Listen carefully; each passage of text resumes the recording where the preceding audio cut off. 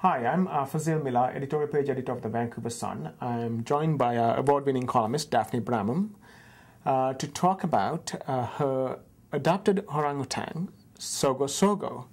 We are doing that in order to look at animal rights, because the lens that Daphne uses is to look at animal rights through your adopted orangutan. We are also doing it in partly because we have a special edition of the Vancouver Sun on September 26th, edited by the Dalai Lama. So tell me, why did you choose to look at animal rights through that lens? Well, a number of years ago, I did a series of stories about animal rights, and I wrote about factory farming of animals. And having looked at the issue once through a more academic, with more distance between me, I thought it would be an interesting way to do it, an interesting way to take another look at that subject. And a year ago, I was in Malaysia, and I went to the Sipalak Rehabilitation Center, where I saw orangutans and where I got quite close to orangutans. And I've always, for some reason, loved orangutans. I mean, it's funny how many of us have animals that we simply love. Some people love giraffes, some people love elephants. I happen to love orangutans. And so for me, this was a really it was a very personally rewarding moment for me to go to Sipalak to see these orangutans. And then I had the opportunity to help to finance the rehabilitation. And so hence I have an orangutan baby named Sogo Sogo, who is my orangutan baby. And it's an adoption program in the same way that people can adopt children in third world countries. And it's just a way to fundraise and to personalize the fundraising too. Okay.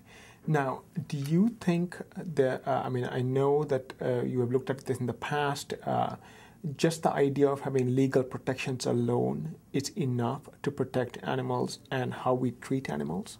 Or is there something beyond that we have to be doing? Well, one of the things that complicates legal protection of animals is really our baggage that we come to the issue of how do we feel about animals? Are we better than animals? Or are we the protectors of animals? Or do animals have the same rights as we do? Are they equal to us? And whatever lens you start to look through this issue at, that's going to determine what kind of legal protections you have. So, I mean, we've seen for centuries, really, humane societies that have taken on the role of protectors of animals, right, for better or for worse. And then in other countries and in different religious groups, the Jains, the Buddhists, many of them don't believe that you can ever hurt any other animal.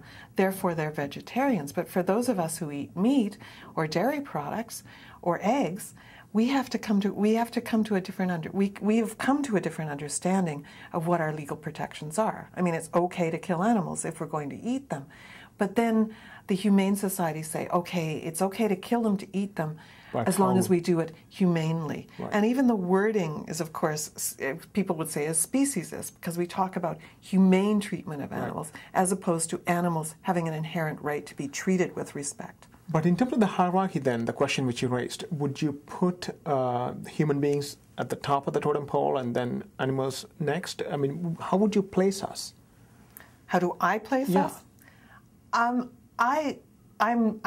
guess I have been accused of being a speciesist. I believe that humans, because of the way we do have dominion, which is of course the Christian way of expressing it, we do seem to have dominion. And we've done terrible things. We've done terrible things. I believe that we should protect both the environment so that animals can thrive, and that we should protect animals within our care. I've tried being a vegetarian. Hasn't worked out so well. I was raised in the prairies, meat eating, and I respect vegetarians. I wish in many ways that I could do that, because I do have a certain guilt about eating animals, but I just haven't been very good about being a vegetarian. But do you think by putting us on top that we would put the onus on ourselves to, in fact, look after the animals? I mean, that we are going to act as protector rather than putting ourselves on an equal footing, because we are thinking creatures. We have a conscience. So is that how you would make the distinction in your view, that if we are at the top, then we have a special responsibility? I think we do have a special responsibility, which doesn't deny that animals do have rights. I think that animals do have rights. I don't think, and certainly in the case of orangutans have been existing for millennia, and the reason that they're threatened is because of our actions. And orangutans are one of the great apes. They are clearly sentient beings. They clearly have thoughts and feelings, and they're able to use tools. They have a fairly complex social structure. We've put them in danger, and we have a certain responsibility to get them out of that danger. I mean, what we're doing to polar bears, what we're doing to all of these creatures, this is our fault. Not only do we have a responsibility to the animals, we have a responsibility to ourselves. I mean, we're going to kill ourselves too. And our future generation. The old canary in the mine. I mean, we're killing animals, and as these animals are dying out, they are the stark reminder to us that we're going to kill ourselves too.